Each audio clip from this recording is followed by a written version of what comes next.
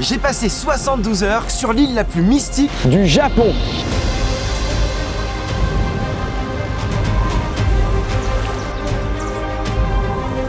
Un joyau oublié, où les montagnes embrumées côtoient les plages désertes et les forêts millénaires, denses et impénétrables. Certains disent même qu'elle abrite le plus vieil arbre du monde, témoin silencieux de milliers d'années d'histoire. Une île inconnue des voyageurs. Un endroit presque irréel, où chaque sentier semble mener à un secret enfoui. Avec une biodiversité unique au monde. Biches et macaques vivent en liberté, bien plus nombreux que les habitants. C'est quand même magique ce qui se passe ici. Bienvenue sur l'île oubliée du Japon, bienvenue à Yakushima.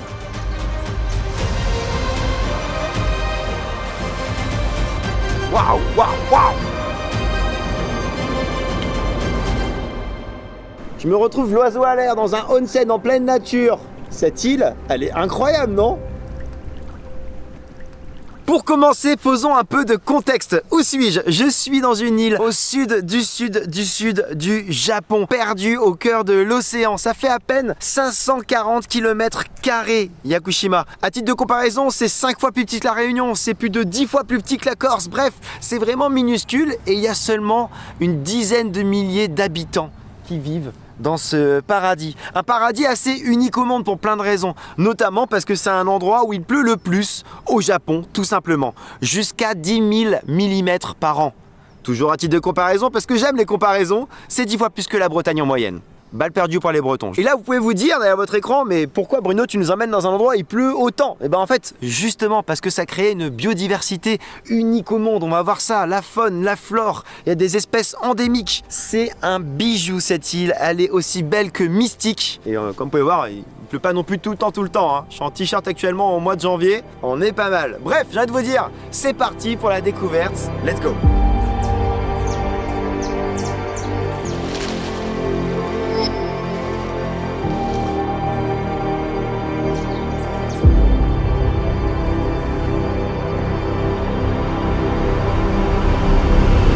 Yakushima, c'est une île où la nature règne en maître. Couverte à 90% de forêts denses et composée à 75% de montagnes, elle abrite 39 sommets dépassant les 1000 mètres d'altitude, dont une dizaine culminent à plus de 1800 mètres. Ces montagnes sont plus hautes que toutes celles de Kyushu, l'une des 4 îles principales du Japon, bien qu'elles soient situées dans la même région.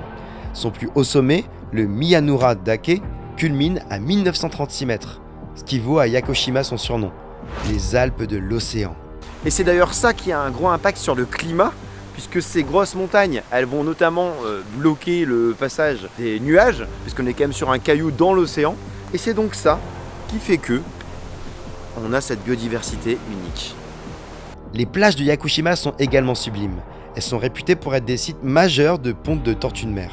Et pour vous dire à quel point on est éloigné du reste du Japon, ici, il n'y a pas un seul combini. Ce sont ces supérettes ouvertes 24 heures sur 24 dont je vous ai déjà parlé dans plusieurs vidéos et qu'on trouve partout ailleurs sur l'archipel. À Yakushima, on vit au rythme de la nature. Donc la première chose à faire, c'est de louer un véhicule pour arpenter ces routes sinueuses. Ou plutôt devrais-je dire, sa route. Car il n'y a qu'une seule route qui fait le tour de l'île. This road is go around very narrow. It has the 30 kilometers. There is the bad reception. And if you stay in the Nagata, there is the not supermarket and the restaurant. So you need to buy maybe food in the near.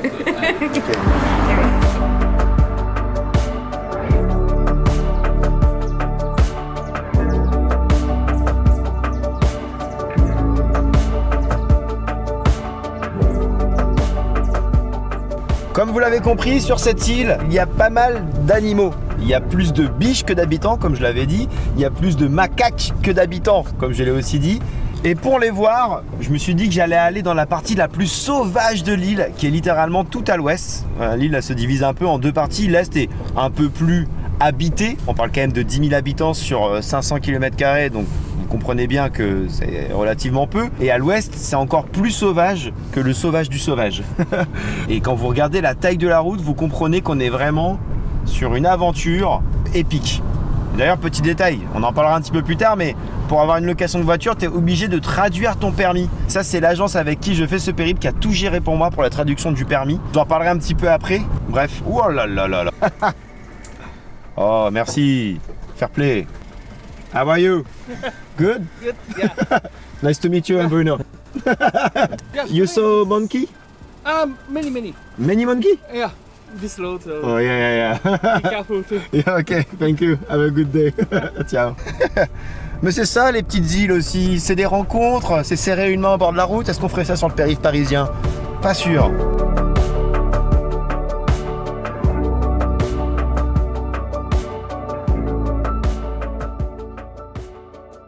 Oh, qu'est-ce qui se passe? C'est totalement culte. Il y a des dizaines de singes face à moi, mais aussi des dizaines de biches et de cerfs. Je vais essayer de sortir tout doucement pour pas les déranger.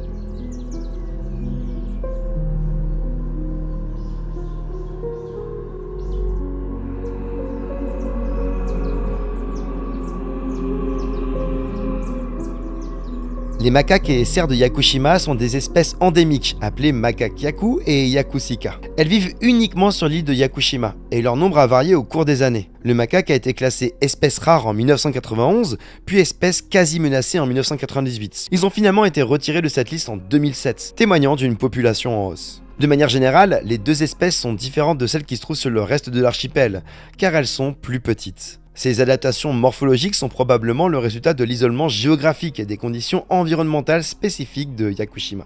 Et elles sont aussi moins méfiantes, étant donné qu'elles n'ont jamais connu de prédateurs, à part l'homme. J'ai jamais vu ça. Des animaux qui cohabitent comme ça sans le moindre problème. Des monkeys de partout, des bibiches à tout va. C'est juste incroyable. Et alors, il y a quand même quelques règles à respecter. Ah mais regarde, la règle à respecter assez importante, c'est de ne pas les regarder dans les yeux, les singes. Sinon ils considèrent que c'est une sorte de provocation, de défi.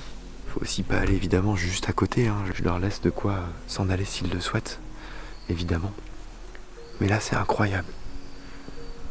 Je me doutais que j'allais voir des espèces sauvages. Mais là c'est le premier jour et il y en a des dizaines autour de moi. Ça s'annonce incroyable comme périple, hein. Je crois que vous êtes pas prêts là. Oh, attends, regarde. Faut pas que je le regarde. Et ça, c'est que le début du voyage. On n'est pas prêts, je crois.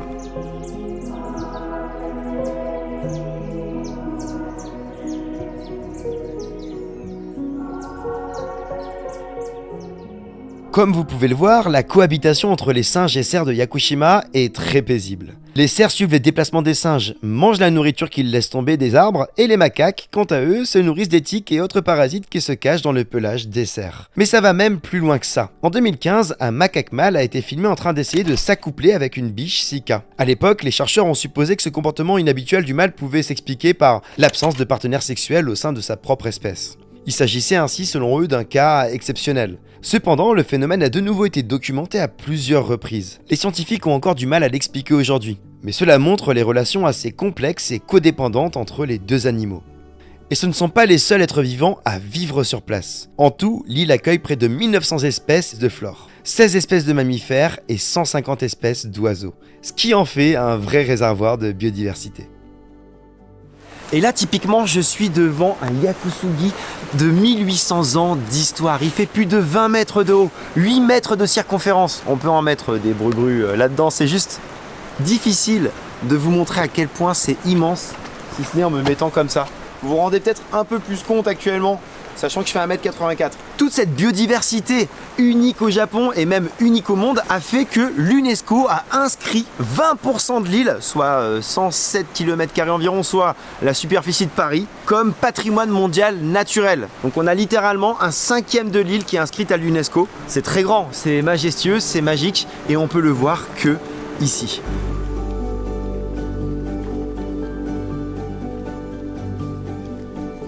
Perso, j'ai vécu tout cet incroyable périple à Yakushima avec le voyagiste Japan Experience. C'est eux qui m'ont tout organisé ici et ils ont pu me confirmer que niveau météo, en début d'année, c'était ok. Un peu de pluie évidemment, c'est le jeu, mais globalement pas de typhon par exemple. Japan Experience, c'est le premier voyagiste européen spécialisé uniquement sur le Japon, donc ils savent de quoi ils parlent. Ils existent depuis plus de 40 ans et en fait, ce qui est très cool, je trouve, c'est qu'ils sont basés en France, mais aussi au Japon. Ce sont les seuls à offrir toutes les façons possibles de voyager, que ce soit par exemple une excursion avec un guide ou pas, que ça soit à Hokkaido dans le Tohoku, que ça soit à Shikoku, que ça soit à Yakushima, ils pourront forcément te mettre bien. Chaque voyage est unique en fonction de chaque client. Mais ils proposent aussi plein de services utiles. Par exemple, ils ont réalisé la traduction de mon permis en japonais. Si t'as pas la traduction du permis en japonais, tu ne pourras pas avoir de location de voiture. Ils proposent des cartes SIM, ils proposent des activités, ils proposent des billets de train, le JR Pass. D'ailleurs, petite mention spéciale pour leurs réseaux sociaux et leurs sites où il y a énormément de bons plans. N'hésitez pas à checker le lien en description, vous aurez toutes les infos et vous pourrez même par exemple faire la même excursion que moi à Yakushima. Bref, le lien est en description et nous on repart à l'aventure.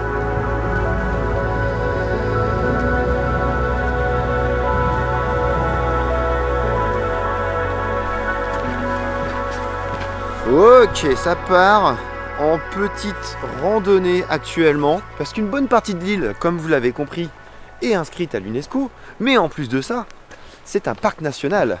Et qui dit parc national, dit endroit magnifique. Alors l'entrée est payante, mais c'est un coût hyper raisonné, hein. On parle de 500 yens environ, c'est quelques euros. Et c'est normal que l'entrée soit payante quand tu vois tout l'entretien. C'est quand même une île, comme vous l'avez compris, qui a beaucoup de pluie, etc. Et quand tu vois de tels chemins, ça s'entretient. Et d'ailleurs, c'est tellement propre et tout que tu le comprends doublement que ce soit payant. Ça commence très fort, hein. Je viens juste de rentrer dans le sentier de randonnée. Ça fait un peu penser à l'état de Washington aux États-Unis, là-bas où il y a aussi beaucoup de pluviométrie. Et d'ailleurs, c'est là-bas que, par exemple, Twilight avait été pensé, réfléchi. À Forks, plus précisément, une petite ville au fin fond de l'état de Washington, au nord-ouest des États-Unis. Mais là, c'est fou ce qui se passe.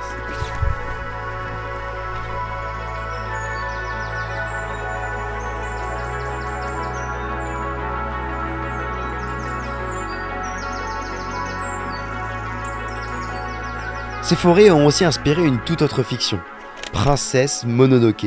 Hayao Miyazaki est venu sur place avec son carnet de croquis pour capturer leur atmosphère unique et la retranscrire dans son film. L'une d'elles a même été surnommée Mononoke Hime no Mori, la forêt de Princesse Mononoke. Mais ce nom a finalement été retiré, le studio Ghibli protégeant strictement sa licence et interdisant toute association officielle avec le film. Et quand on sait ça, on comprend mieux pourquoi, dans le film, l'esprit de la forêt prend l'apparence d'un cerf majestueux. Ma balade dans ce parc national continue et il y a quelque chose que je voulais vous partager que je viens d'apercevoir au loin, c'est ceci. On pourrait se dire que c'est un petit sauna, que c'est un petit onsen au milieu de la nature. Que nenni. Non, non, c'est un espace d'intimité pour pouvoir faire sa petite, ou plus si affinité, commission. En gros, il y a un vrai sujet par rapport à ça à Yakushima, parce que mine de rien, t'as quand même quelques milliers de touristes qui viennent chaque année ici. Alors on n'est clairement pas à Kyoto où il y a des millions de personnes, hein, on s'entend. On a quelques milliers de touristes qui viennent ici chaque année. Mais si tout le monde commence à faire pipi là, ça va être un peu compliqué à gérer d'un point de vue pollution, parce que ouais, c'est de la pollution, ça a un impact sur la faune, la flore, etc. Donc la solution qui a été trouvée, c'est d'installer ces espaces d'intimité pour pouvoir utiliser des toilettes portatives. En gros, c'est un peu un double sac. Et donc tu vas faire ton affaire, petite ou grosse, ici présent, et tu vas pouvoir ramener avec toi cette affaire à l'entrée, là où il y a des poubelles, etc. Mais bon, il y a une certitude, c'est qu'on ne pouvait pas mettre forcément de toilettes normales, parce que vous imaginez bien qu'on est au fin fond de la nature ici, et donc c'était difficilement gérable d'un point de vue évacuation, etc., etc. Donc on a trouvé cette solution qui permet de pouvoir faire donc son petit pipi. Bref, il pense vraiment à tout ici, hein.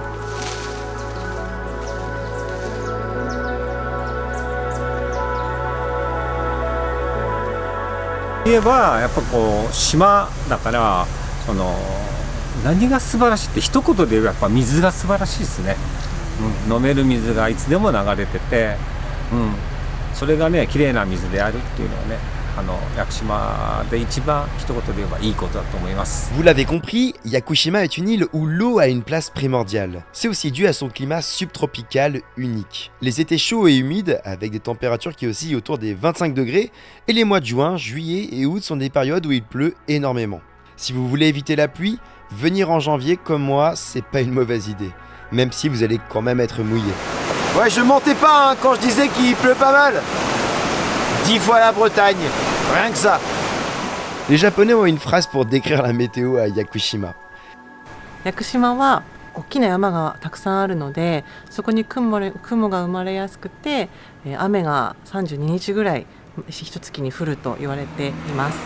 Et franchement, quand tu vois les averses qui débarquent sans prévenir, tu comprends pourquoi. Mais cette pluie a aussi son charme. Déjà, c'est elle qui rend la forêt aussi verte et luxuriante. Les habitants profitent aussi de son eau pure, comme dans ce petit café qui prépare ses boissons avec de l'eau de la forêt.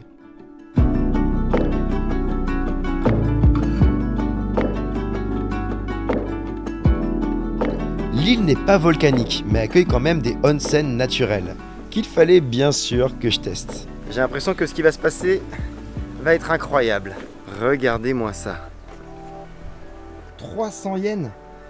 300 yens, c'est à peine 2 € actuellement. Waouh, c'est vraiment pas cher. Ça, c'est pour tous les gens qui pensent que le Japon est hors de prix. Et ça, c'est le gardien du onsen. Bonsoir, enchanté. C'est 300 yens, c'est ce. Oh là là là là, t'es trop beau, toi. Et ce qui est fou, c'est que ça marche vraiment à la confiance parce que regardez, je dois payer là, mais il n'y a personne pour vérifier. C'est-à-dire que je vais mettre 300 ici pour pouvoir aller dans le onsen. Bon, je vais me laver un petit peu et c'est parti mon kiki. Ouais, parce qu'il faut se laver avant d'aller à un onsen, donc tu prends cette bassine, tu mets de l'eau à l'intérieur et tu te laves tout doucement avant de rentrer dans le fameux onsen. Si là on n'est pas bien, je sais pas ce qu'il vous faut. Attention par contre, pas de chaussures bien évidemment. Donc ça m'arrange d'être un peu tout seul afin de... Aucun flow, vous avez compris l'idée. Hop là! Bon bah là, il est temps de partir à l'aventure. Hein. Être le petit oiseau à l'air dans un onsen en pleine nature sur une île mystique au fin fond du Japon, c'était pas sur ma bucket list de base, mais ça me va finalement comme moment de vie. Heureusement que l'eau est chaude.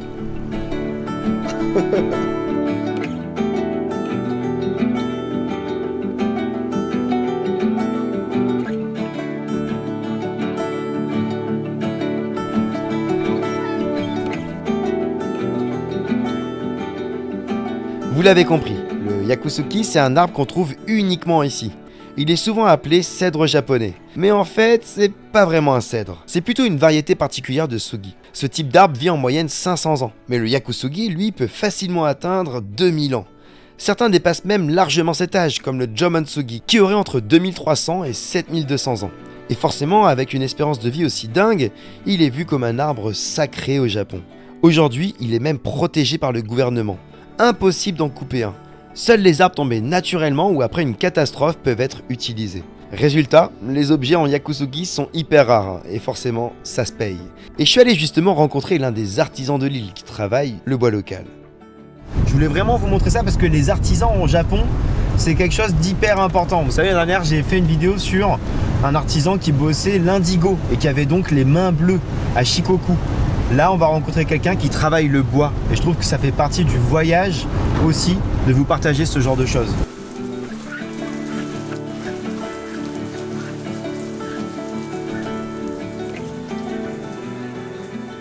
私が今作ってる木工作品は日常生活で使うお皿やコップ、スプーンなど日頃から使ってもらえるような木工品を手掛けています。この島の木は今も雨が降ってるんですけども、屋久島たくさんの雨が降るので油分をいっぱい蓄え、重く硬く、そしてこの島に花崗岩でできた島なので土壌に栄養なく成長が遅く、こういう木目をこの自然が作っています。この自然の作り出したこの鮮やかな木目がすごく綺麗ですごく素敵です。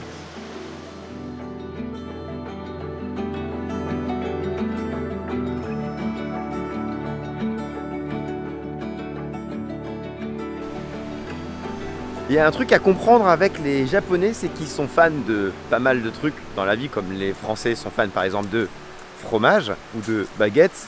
Ça n'a rien à voir avec mon exemple. Mais en gros, les Japonais, ils sont fans de cascades. À Yakushima, comme vous l'avez compris, il y a 10 000 mm de pluie par an, ce qui est énorme encore une fois. Et quand tu as autant de pluie qui tombe toute l'année à Yakushima, tu te doutes que des cascades, il y en a beaucoup. Et donc là, j'arrive dans une des cascades qui est dans le top 100 des plus belles cascades du Japon. Littéralement.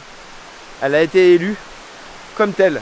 Dites-vous que là, elle est relativement calme puisque on est en période sèche. Mais waouh, je vais vous montrer cette folie. Vous n'êtes pas prêts.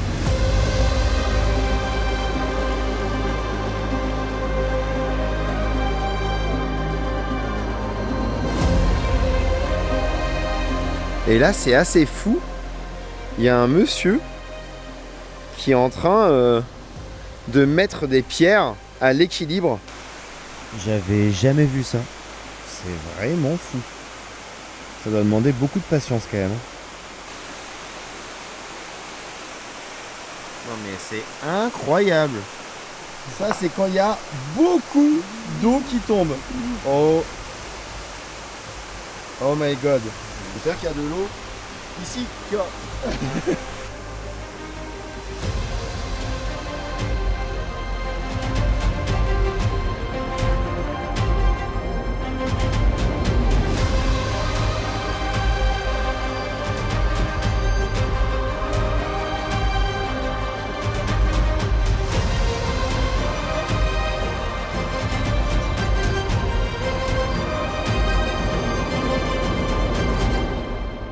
Si vous êtes arrivé jusqu'ici, c'est que le Japon vous fait rêver, vous intrigue. Alors je vous invite vraiment à regarder cette vidéo sur un autre endroit du pays du soleil levant.